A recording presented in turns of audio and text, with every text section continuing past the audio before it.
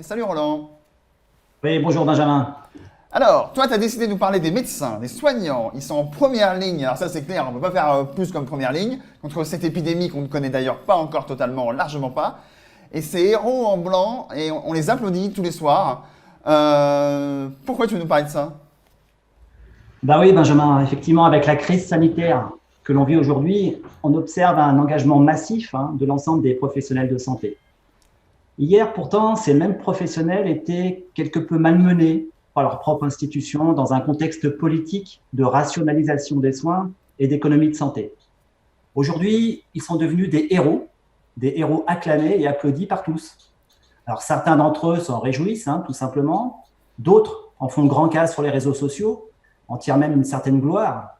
Mais d'autres encore en sont un peu gênés, considérant qu'ils font tout simplement leur travail et ressentons même au fond d'eux toute l'ambiguïté de ces acclamations.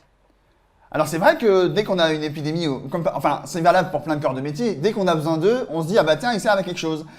Est-ce que tu penses que là, au moment où on est, ça y est, on ne pourra plus revenir en arrière, on a fait connaître leur travail pour de vrai? Ouais, ouais, très bien, ouais. Cette épidémie est peut-être l'occasion de repenser ce qu'est un professionnel de santé aujourd'hui. Car le médecin ou le soignant diffère d'une société à une autre, mais également d'une époque à une autre. En effet, qu'est-ce qu'être médecin aujourd'hui?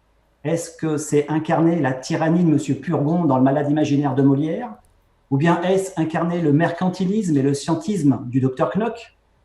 Ou bien l'intelligence du docteur Duboulbon dans La recherche du temps perdu de Proust?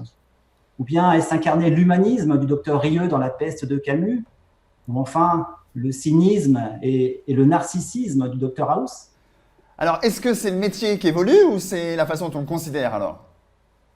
Ouais, ça c'est une question qui est primordiale, Benjamin. Et en effet, la modernité dans laquelle nous sommes actuellement plongés depuis le XVIIIe siècle nous a détachés de Dieu auquel tout hier nous rattachait.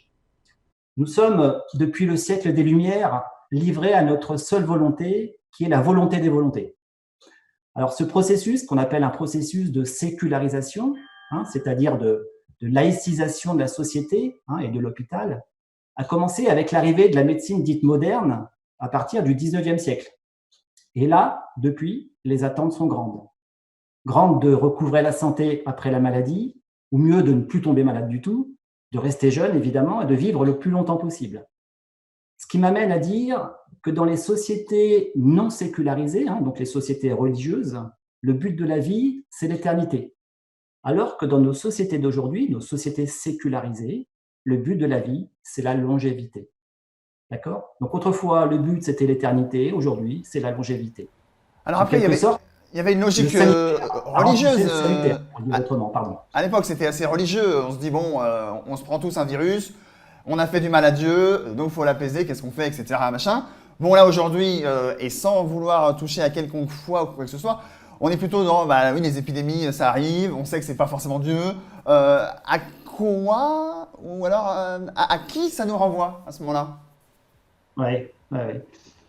Et ben, comment dire ce mal qu'est l'épidémie? Comment penser ce mal? Et qui est le mieux à même de le dire? Puisque, comme dirait Nietzsche, Dieu est mort. Et Nietzsche rajoute, Dieu est mort et c'est nous qui l'avons tué. Alors les hommes ne sont-ils pas sommés finalement de devenir eux-mêmes des dieux ou au moins des demi-dieux? Et les demi-dieux, nous dit Jean-Pierre Vernant, qui est un helléniste, ce sont les héros, ces mêmes héros que l'on retrouve aujourd'hui en blouse blanche. Alors, qu'on ne s'y trompe pas, Benjamin, les héros ont beau constituer, à travers les honneurs qui leur sont rendus, une catégorie d'êtres surhumains, eh bien, leur rôle et leur pouvoir n'interfèrent pas avec ceux des dieux.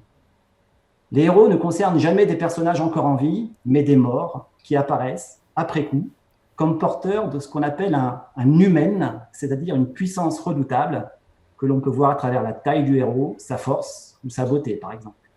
Donc après, on est tous plus ou moins objectifs ou subjectifs. Si on est un soignant dans la famille, par exemple, bah, on va le considérer comme un héros. Là, tu viens de nous démontrer que c'est deux choses qui n'ont rien à voir et on peut très bien respecter énormément, aimer, Ouais. choyer, sans pour autant parler de héros.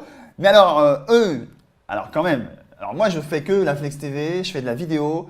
Eux, chaque jour, ils sauvent des vies. Et donc alors, ils sont quoi Et oui, il sauve des vies, bien entendu, Benjamin.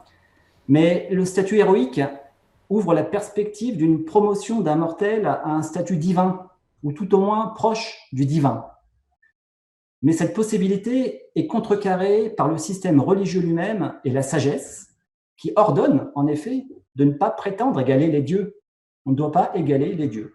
Alors, les Français, comme le gouvernement, célèbrent aujourd'hui leurs soignants comme des héros. Mais les héros, demain, ne seront plus. Et les soignants retomberont, hélas, dans l'oubli et le manque de moyens du quotidien. Donc, plutôt que d'être eux-mêmes des héros, qui est un statut intenable et en même temps démiurgique, on peut dire des professionnels de santé confrontés à l'épidémie actuelle qu'ils posent des actes courageux et honnêtes. Alors, je terminerai par une phrase du docteur Rieu dans La peste de Camus qui dit, je cite, « La seule façon de lutter contre la peste, c'est l'honnêteté. Et je ne sais pas ce qu'elle est en général, cette honnêteté, mais dans mon cas, je sais qu'elle consiste à faire mon métier. » C'est pourquoi je pense que le courage et l'honnêteté des médecins et soignants dans leur travail me semblent être deux concepts plus adaptés que celui d'héroïsme. Merci Roland d'être venu sur l'antenne partager ta réflexion. Donc tu as travaillé pour ça, on te remercie, c'est dans tes spécialités en plus.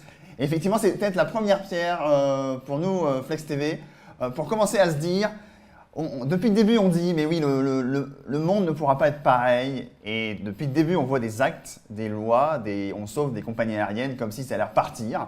Et là quelque part, peut-être qu'on a une part aussi, en recevant des gens comme Roland ou comme vous qui nous regardez, pour réinventer ce monde et qu'enfin ça change en fait. Parce que pour l'instant, c'est pas gagné. Merci d'être intervenu, Roland, sur cette antenne de Flex TV, d'avoir pris de ton temps.